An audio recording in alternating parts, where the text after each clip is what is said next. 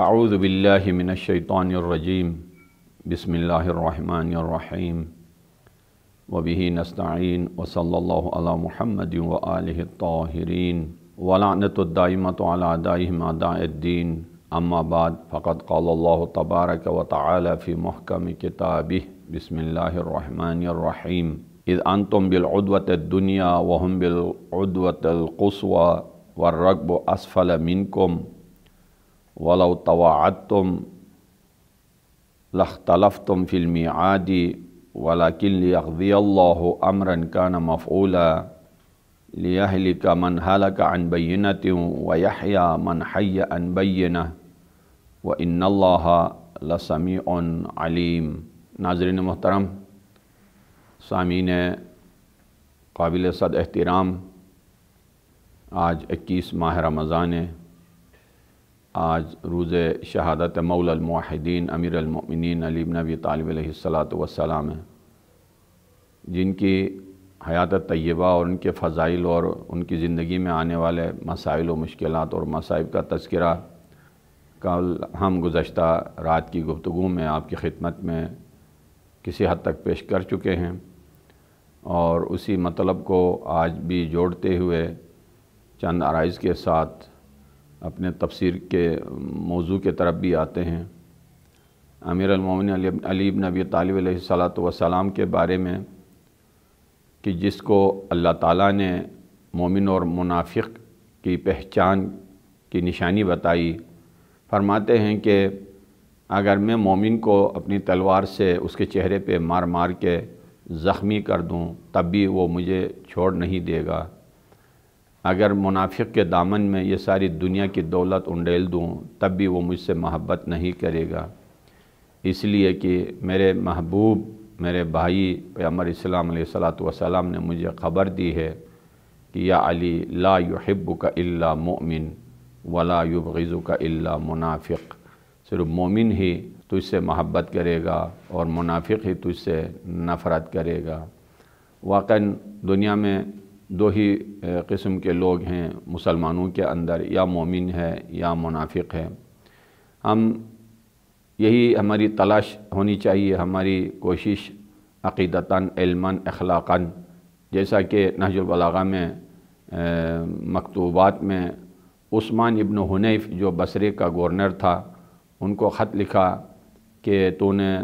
زہد و تقوی کے خلاف کسی امیر کی دعوت پر اس کے دسترخوان پر تو نے حاضری دی، جہاں امیروں کو بلایا جاتا تھا اور جہاں فقیر اور مسکین کو دعوت نہیں دی گئی تھی تو وہاں حاضر ہوا ہے، اور تمہیں معلوم ہونا چاہیے تمہارا امام وہ ہے جس نے زندگی میں دن میں صرف 2 روٹیاں اور لباس میں صرف 2 چادر کے ٹکڑوں پہ گزارا کیا ہے۔ فرمایا وَأَعِينُونِ، یعنی لیکن لا تقدرون علی ذالک، تمہاری وہ طاقت نہیں ہے کہ تم علی بن ابی طالب بن سکو، لیکن ولیکن اعینونی بورع وسداد، لیکن کوشش کرو کہ علی بن ابی طالب کی طرح تو نہیں بن سکتے ہو، لیکن زہد و تقوی و پاک دامنی و پاک دلی کے ذریعے میرے نقش قدم پہ چلنے کی کوشش کریں۔ علی بن ابی طالب جیسا بننا محال ہے، لیکن ان کے نقش قدم پہ چلنے کی کوشش کرنی چاہیے۔ علی سے محبت تمام دنیا کے کمالات سے محبت ہے، علی سے محبت علم سے محبت ہے۔ افلاک پہ پہنچا ہے بشر علم کے پیچھے، کھٹکایا بھی ہے اس نے کبھی علم کا در بھی۔ علی سے محبت خدا سے محبت ہے، علی سے محبت جنت سے محبت ہے، علی سے محبت سوا لاکھ انبیاء سے محبت ہے، علی سے محبت قرآن سے محبت ہے۔ علی کی دشمنی بھی انہی فضائل سے دشمنی ہے، اس لیے کہ کوئی ایسی بات جو پیغمبر اسلام علیہ السلام نے نہیں کہی ہو، پیغمبر اسلام علیہ السلام نے علی کے بارے میں کہی ہو اور ہم تک نہیں پہنچی ہو۔ لہٰذا اس مقدس مہینے میں اس قرآن کے عظمت اور شب قدر کے عظمت کے خاطر بھی ہمیں یہ بات سمجھ میں آنی چاہیے کہ دنیا نے کس کو ہمارے اوپر سے اٹھایا ہے۔ ہم مظلوم ہیں، ہم یتیم ہو گئے ہیں، علی بن ابی طالب کے سایے کو ہم سے دشمن نے اٹھایا ہے، لہٰذا ہم حق رکھتے ہیں کہ احتجاج کریں۔ یہ جلوس، یہ مجلس، یہ فاتحہ خوانی، یہ نعرہ حیدری، یہ احتجاج کا حصہ ہے۔ یہ ماتم، یہ فضائل اہل بیت، یہ منبر، یہ علم، یہ سب یہ احتجاجات کا حصہ ہے۔ ہر مظلوم کا حق ہے ظالم سے اس کا بدلہ لے، ہر مظلوم کا حق ہے کہ صدا استغاثہ بلند کرے، ہر مظلوم کا حق ہے کہ احتجاج کرے اور دشمن کے ناپاک عزائم سے لوگوں کو آگاہ اور واقف کرے۔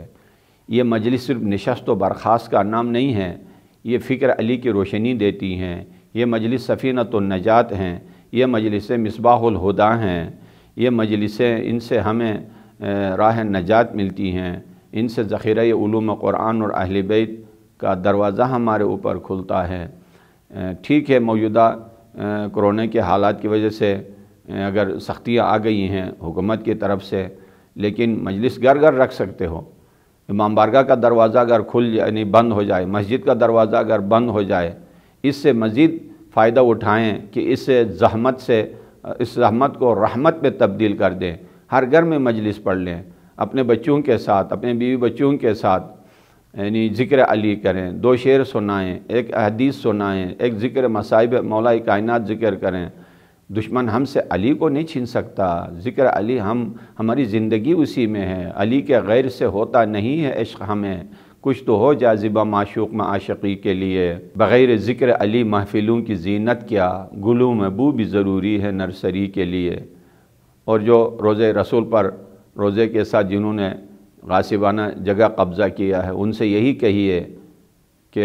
لحد بنا کے ملا کیا نبی کے پہلوں میں، نہ ہو جو حب علی اس میں روشنی کے لیے۔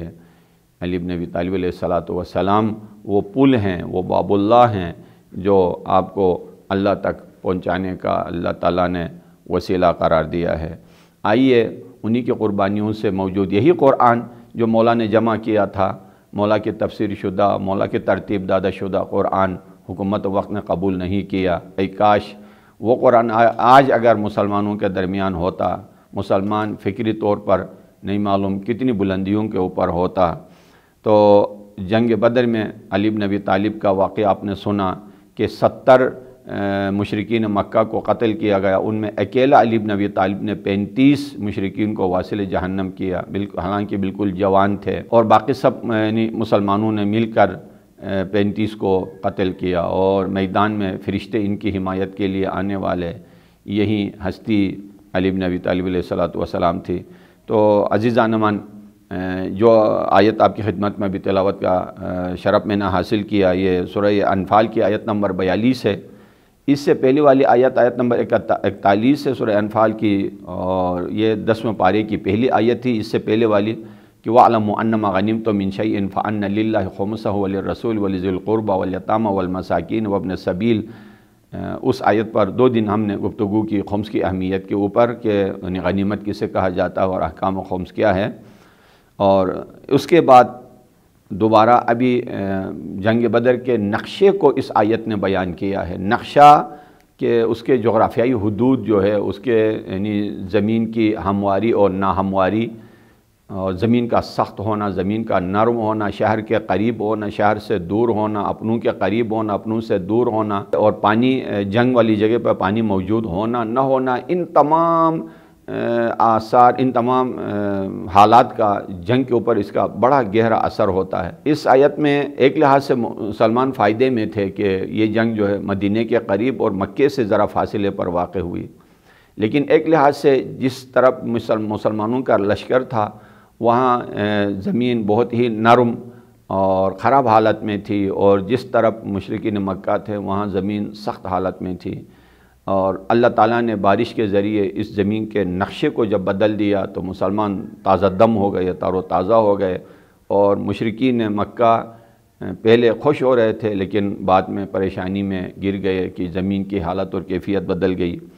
آئیے ایک ایک کر کے ابھی یعنی آیات الہی لے کر آپ کی خدمت میں حاضر ہیں۔ از ہے، یہ لفظ از بار بار قرآن مجید میں آتا ہے۔ از یعنی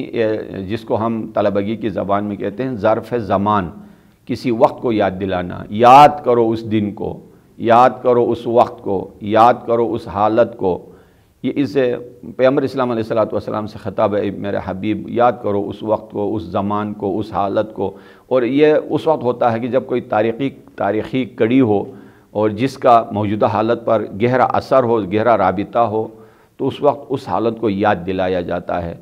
اور یہ بھی انہی میں سے ہے، اذ انتم بالعدوۃ الدنیا، اور تم لوگ قریبی ناکے پر تھے، زیادہ فاصلے پر نہیں تھے، یعنی مدینے کے قریب تھے، وہم بالعدوۃ القصویٰ، اور آپ کے دشمن دور کے ناکے پر تھے، اور ساتھ میں فرمایا والرکب اسفل منکم، اور تمہارے جو دشمن سواری تھے وہ نیچے نشیبی علاقے میں تھے۔ اس کے بعد فرمایا وَلَوْ تَوَاعَدْتُمْ لَاخْتَلَفْتُمْ فِي الْمِيعَادِ، اگر پہلے سے یہ کہ پہلے عرض کر چکا ہوں کہ پہلے مسلمانوں کو یہ نہیں معلوم تھا کہ آیا ابو سفیان کے لشکر پہ حملہ کر کے سامان تجارت چھین لینا ہے یا ابو جہل کے لشکر کے ساتھ مقابلہ کرنا ہے، شہید ہونا ہے، اور یہ واضح نہیں تھا۔ لیکن اس ابہام کی طرف یا اس حالت کو واضح نہ کرنے کی طرف آیے کریمہ میں رب ذوالجلال یہاں ارشاد فرماتے ہیں کہ وَلَوْ تَوَاعَدْتُمْ لَاخْتَلَفْتُمْ فِي الْمِيعَادِ، اگر پہلے سے تمہارے ساتھ وعدہ کیا جا چکا ہوتا اور یہ بتایا جا چکا ہوتا کہ ابو سفیان کے لشکر پر آپ نے حملہ نہیں کرنا ہے بلکہ ابو جہل کے لشکر کے ساتھ آپ کا مقابلہ ہوگا، تو بہت سارے لوگ وعدہ خلافی کر لیتے، اختلاف کر لیتے، اور صاف یعنی ابہام کی صورت میں بھی پہلے شک و شبہ میں تھے، وَيُجَادِلُونَكَ پیغمبر اسلام علیہ السلام کے ساتھ الجھتے ہوئے آ رہے تھے۔ اگر پہلے سے ہے معلوم ہو جاتا کہ 313 کا مقابلہ 1000 کے لشکر کے ساتھ کرنا ہے، نہتے سپاہوں کا مقابلہ مسلح لشکر کے ساتھ ہونا ہے، وہیں پر ہی کچھ یعنی بہت شدید اختلافات ہو جاتی۔ اس وجہ سے اللہ تعالیٰ نے پہلے اعلان نہیں فرمایا، وَلَكِنْ لِيَقْضِيَ اللَّهُ أَمْرًا كَانَ مَفْعُولًا، اللہ اس طریقے سے چاہتا ہے کہ یعنی اپنے اس حکم کو پورا کرے، اس حکمت کو پورا کرے جس کے خاطر اس جنگ کے لیے وہاں مسلمانوں کو لے گیا، لِيَهْلِكَ مَنْ هَلَكَ عَنْ بَيِّنَةٍ وَيَحْيَىٰ مَنْ حَيَّ عَنْ بَيِّنَةٍ، تاکہ جو ہلاک ہونا ہے وہ بینہ کے بعد ہلاک ہو جائے، اور جس نے نجات پانا ہے وہ بینہ کے ذریعے۔ بینہ کہتے ہیں واضح نشانی، واضح دلیل، واضح برہان، جس کے بعد شک و شبہ باقی نہیں رہتا ہے۔ مثلا یعنی عدالت کی زبان میں یہ بینہ کا لفظ عربی زبان میں زیادہ استعمال ہوتا ہے کہ عدالت میں پیش ہونے والے یا مدعی ہوتا ہے یا مدعا علیہ۔ مدعی پر بینہ واجب ہے، یعنی اگر وہ کہے کہ مثلا ایک آدمی کہے کہ یہ کتاب میری ہے اور دوسرا کہے کہ آپ کی نہیں ہے، جس نے کہا میری ہے اس کے اوپر واجب ہے کہ بینہ پیش کرے، یعنی 2 عادل گواہ پیش کرے۔ لیکن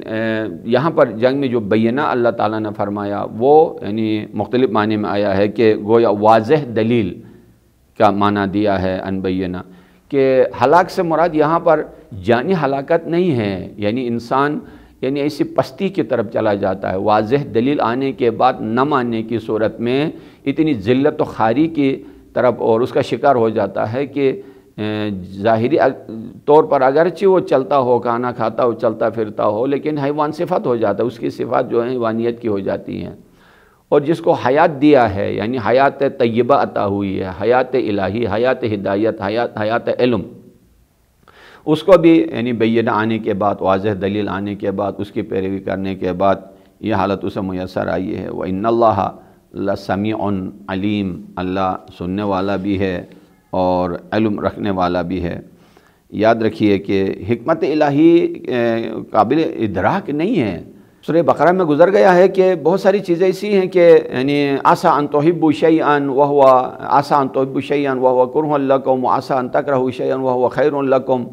بہت ساری چیزیں ایسی ہیں کہ یعنی جسے تم چاہتے ہو لیکن وہ تمہارے لیے اچھی نہیں ہیں، بہت ساری چیزیں جسے تم چاہتے نہیں ہو اور وہ تمہارے لیے یعنی جو نہیں چاہتے ہو وہ اچھی ہیں۔ انسان کی نظر بہت محدود ہے، بہت کوتاہ ہے، بہت قاصر ہے۔ کبھی چاہتا ہے کہ بارش ہو جائے، اللہ چاہتا ہے کہ نہ ہو جائے، اللہ کی مشیت میں نہیں ہے۔ کبھی بارش نہ ہو جائے، اللہ چاہتا ہے کہ سیلاب آ جائے۔ اولاد ہو یا نہ ہو، خوشحالی ہو یا نہ ہو، مصیبت آئے یا نہ، بیماری، اب یہ کورونا کی بیماری کون چاہتا ہے کہ دنیا میں یہ ہو؟ جتنی پریشانیاں انسان کے اوپر آ گئی ہیں، لیکن اللہ کی مشیت ہے، حکمت ہے، مصلحت ہے۔ تو یہاں پر بھی بہت ساری مثالیں ایسی ہیں کہ حکمتوں کے خاطر اللہ تعالیٰ اس دنیا کو آگے چلاتا ہے، اور خاص کر نامساعد حالات میں جنگی سیاست کا بڑا کردار ہوتا ہے۔ اصل جو لشکر ہوتا ہے اس کی بڑی ذمہ داری ہوتی ہے۔ محمد الرسول اللہ والذین معہ اشداء علی الکفار رحماء بینہم، اور اکثر ایسا ہی ہوا ہے کہ مومنین اہل ایمان سے ایمان کے درجات کا امتحان لینے کے لیے، آزمائش کرنے کے لیے ان سے یعنی مشکلات میں ڈالا جاتا ہے تاکہ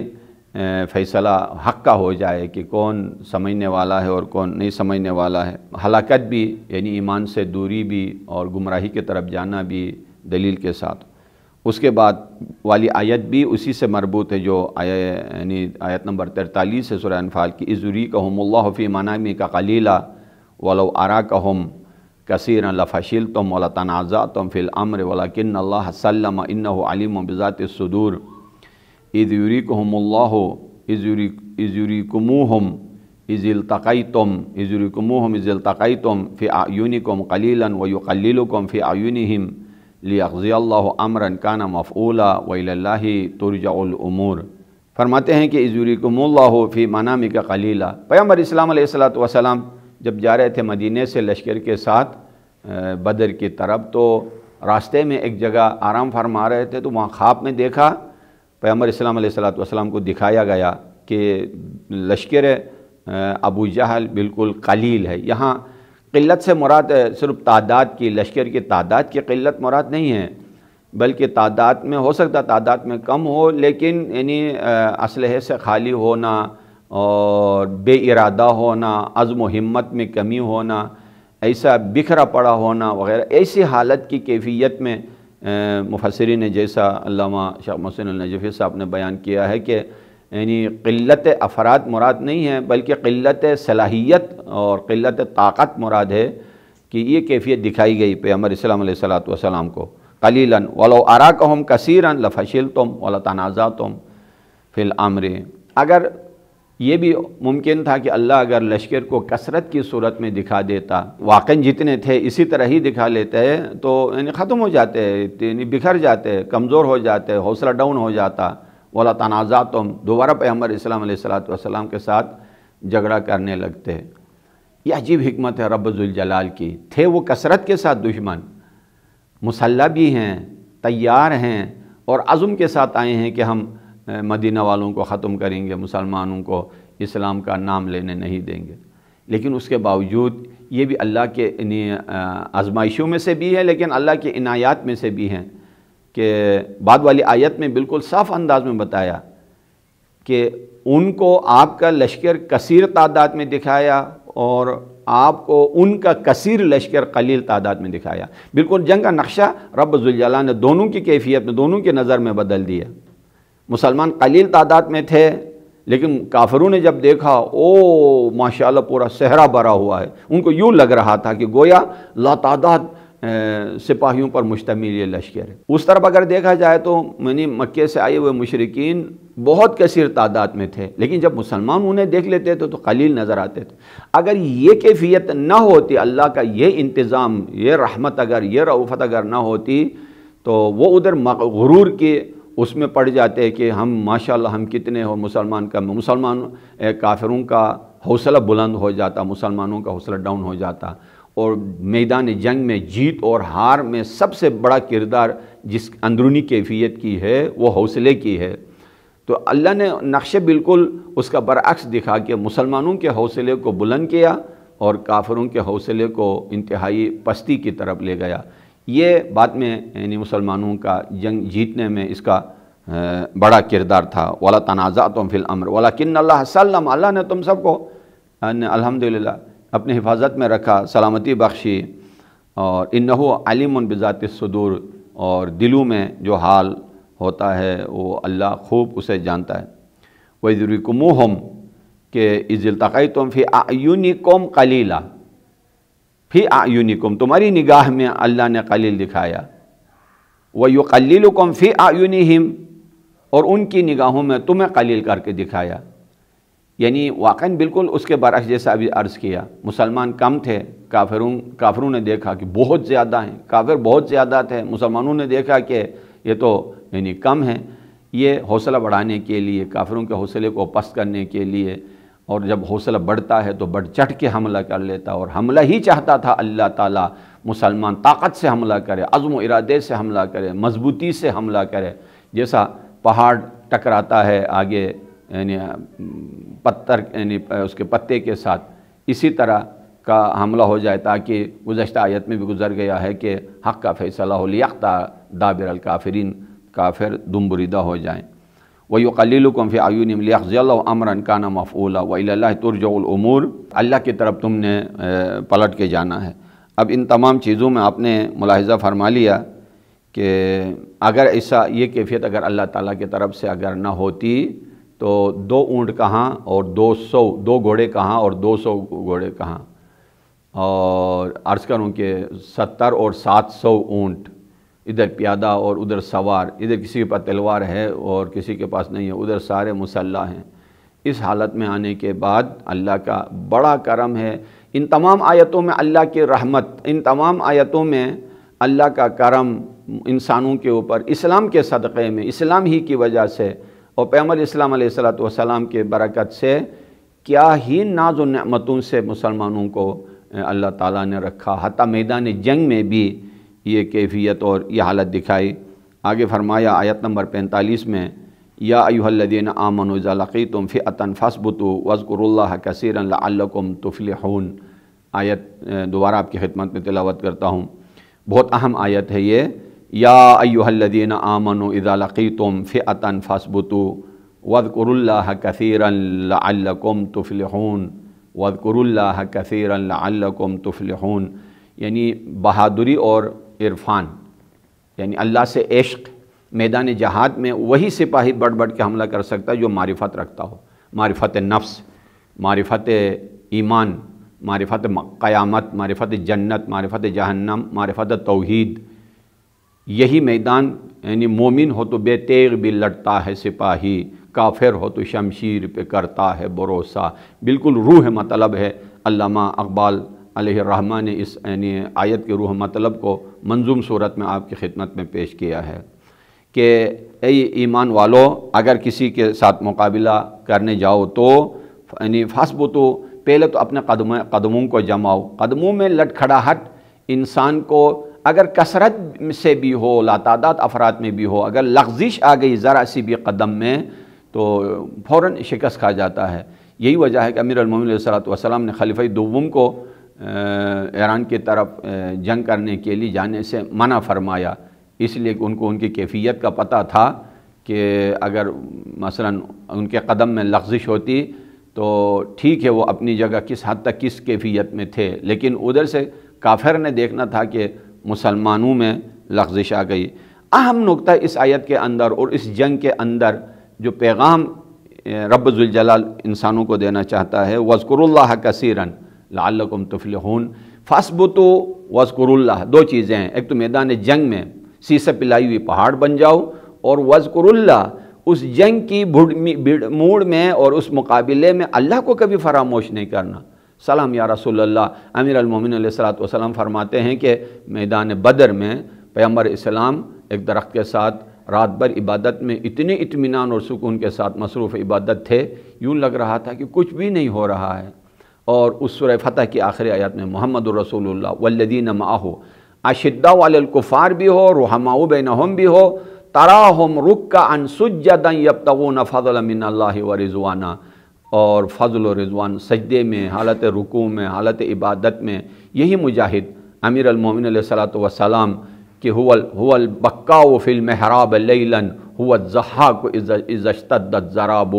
محراب عبادت میں ان سے بڑھ کر کوئی رونے والا نہیں ملا، اور میدان جہاد میں بڑھ چڑھ کر دشمن پر ان سے بڑھ کر کوئی دشمن پہ حملہ کرنے والا نہیں ملا۔ عزیزان من، جو انسانی طبیعت کے اندر ماہرین نفسیات نے یہ بتایا ہے کہ جو انتہائی بہادر ہوتا ہے، شجاع ہوتا ہے، اور انتہائی مقابلے میں پہلے نمبر پہ ہوتا ہے، وہ زیادہ یعنی عبادت گزار نہیں ہوتا، اور جو عبادت گزار متقی پرہیزگار ہوتا ہے وہ یعنی بہادر نہیں ہوتا۔ یہ متضاد صفات ہوتی ہیں، لیکن امیر المومنین علیہ السلام کی ذات وہ ہے